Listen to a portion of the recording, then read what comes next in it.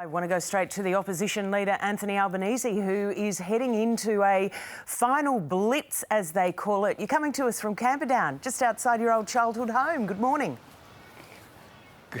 Good morning, Lisa. Yeah, that number 41 on the home there was something that I drilled in a long time ago. I've got to say, about 40 years ago, I put that number on the house there. And this is where I grew up. This is where my journey began, from a council house in Camperdown through to being candidate for Prime Minister. It's a great country when people can aspire to run for the position of Prime Minister from such humble beginnings. Mr Albanese, 5 states, 20 seats. It really is a blitz for you in this last 48 hours. Is it tighter than what you had hoped and anticipated? Sure is. Oh, no, Lisa. Elections in Australia are always really tight. That's the truth. And I'll be in Bennelong a bit later this morning, but then I'll be going to Queensland, where I'll be in Longman, in Dixon, in Ryan and in Petrie. And then later on I will be in South Australia, Tasmania and Victoria over the next couple of days. So it'll be a busy time. I spent 3 days earlier on in the week in Perth. The big question, of course, is are you going to be playing any sport in those pick-ups? Well, I think they were interesting pictures. I'm just glad that the little boy is okay. Do you have that's the sympathies? good thing about that. Do you have sympathies for the Prime Minister? Because everyone's probably got a picture opportunity that's gone wrong. Oh, look, I'll just leave it out there, Lisa. I'm not going to comment. I think the only comment that I'd make is that I'm very pleased that the young boy was okay. You've been campaigning in what should be a safe Labor seat. It kind of says something that you've had to give up precious time in the last couple of days to campaign for Christina Keneally. I'm not sure where that is. Well, in Fowler, Christina Keneally. Lisa, yeah. No. Lisa, we organised for the Italian community to go and have an event at the Marconi Club. It happens to be in that electorate. It was organised weeks ago. It's been advertised for weeks. It was the Italian community from all over Sydney coming to the Marconi Club because there's an opportunity to have a Prime Minister with the surname of Albanese after we have always had Anglo-Celtic candidates for Prime Minister.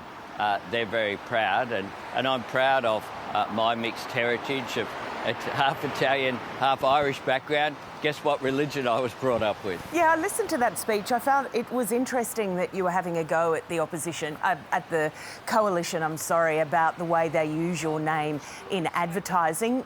What bothers you about it? What do you think it says? It bothers members of the community, I think. Members of the community who are my age, maybe a little bit younger, certainly older, all know that when we were kids at school, people made fun of your name.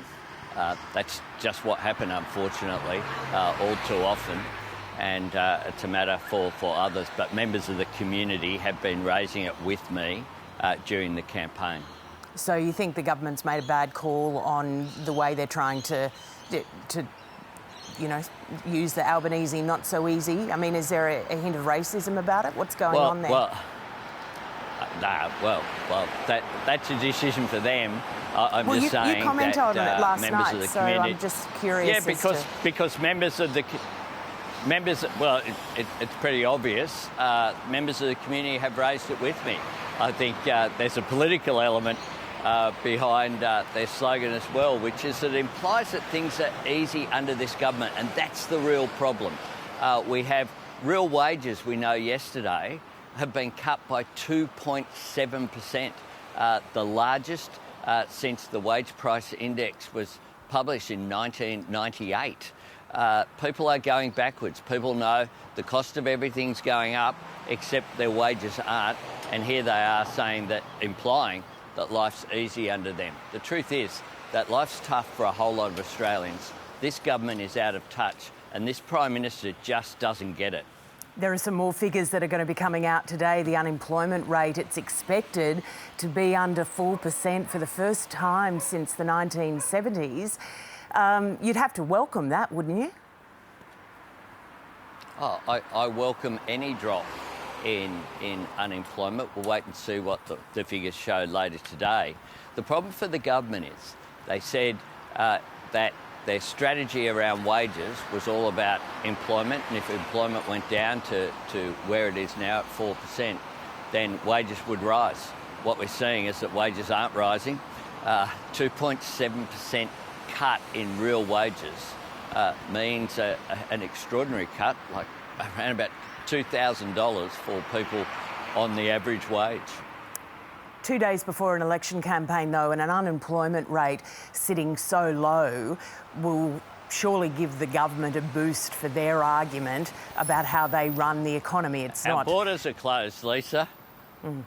Our borders are closed. People are doing it tough.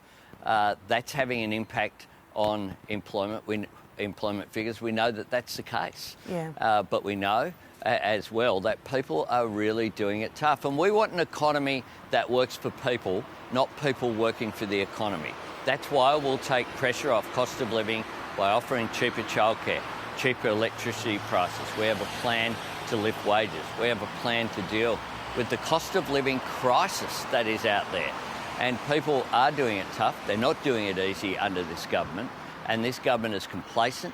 They don't have a plan to grow the economy. They don't have a plan for the future. All they have is scare campaigns and fear campaigns. When you talk about the borders being closed and staffing, that's one of the issues that's feeding into the building industry as well. One of the big stories today is concerns over the future of Metricon, the biggest home builder. We're all talking about needing more housing in Australia. Your policy is to get 30,000 more social homes and affordable homes. How can you promise this when clearly the building industry is in such difficulty? Well, this is of real concern. There are thousands of people work for Metricon, and it is of concern, the reports which are out there. It's not just Metricon, of course. There are other construction companies have had difficulties. One of the problems that has occurred with skills shortages is we simply haven't trained enough Australians. That's why we have a plan for 465,000 fee-free TAFE places in areas of skills shortage. What we need to do is to recognise that we were really dependent on temporary labour from overseas, and what we need to do is to make sure we skill up Australians for the jobs of now, but the jobs of the future as well. Make sure that migration is targeted towards areas of skills shortage, and make sure that businesses can get the labour that they require. That's why we'll create Jobs and Skills Australia, a body that includes private sector representatives, to make sure we get the proper planning for the labour market that we need. You've copped a lot of flack over releasing your costings, leaving it until today. Was it worth it? You could have released them earlier and avoided the walkout from the press conference, the fiery media questions. There was no walkout, Lisa. Some of the media these days, I think when the media cameras are focused on them rather than on the person answering the question, that says a lot. I did an entire breakfast with West Australian and 600 people. I did an interview. I did another interview with a TV network. I did a full-scale press conference with Mark McGowan. We are releasing our costings on the same day that the then opposition did. The last time the coalition were in opposition, every opposition has tended to do it at that time at the end of a campaign. That's when you release your costings. Yeah. But what we have done as well is release the costings for every policy that we've announced as we've gone. And yesterday at the National Press Club, somewhere I might add, Lisa, that the Prime Minister hasn't bothered to show up to, the first Prime Minister in 50 years to not address the National Press Club and to be accountable at that most important forum. I announced $750 $150 million of savings Yes, during and in fact, that's that a lot National of that's Press come Club from those address. regionalisation funds and the community development grants program. That's sparked comments from Barnaby Joyce saying you're basically renouncing regional Australia. Are you ignoring regional Australia? What I'm renouncing is the rorts that are endemic in Barnaby Joyce and everything he does. Let's be clear, Lisa, the North Sydney pool was funded from a regional sports program. It's the one right next to the Sydney Harbour Bridge. This government have established a whole range of rorted funds. We all know commuter car parks where there's actually no train station for people to get on. The North Sydney pool was funded from a regional grants program. This government have used taxpayers' money as if it is money of the Liberal Party and the National Party. Anthony Albanese, this will be the last time we speak to you as opposition leader during this campaign. Thanks for your availability over the last 6 weeks. You've had a couple of stumbles. You had a bout with COVID. It might not have gone as you had entirely planned. If you don't pull it off this weekend, is it yours personally to accept? You got a few fans there by the sounds of it. Democratic. We always accept. I've always had fans in Camperdown, Lisa. Look, one of the things I've done during this campaign is I've turned up on the ABC. I've done ABC Breakfast a number of times. I've done RM Breakfast. I've done ABC TV at other times. I've done Quanda Insiders 7:30. I've done the National Press Club address broadcast on the ABC. I've turned up and made myself accountable. I'm not quite sure why we have an Australian Prime Minister who seems allergic to appearances on the ABC. It took the 6th week of a campaign for him to make his first and only appearance. I'll be appearing on 7:30 later this week. All right, Again. Anthony Albanese, thanks very much for your time. Thanks, Lisa, and have a great day.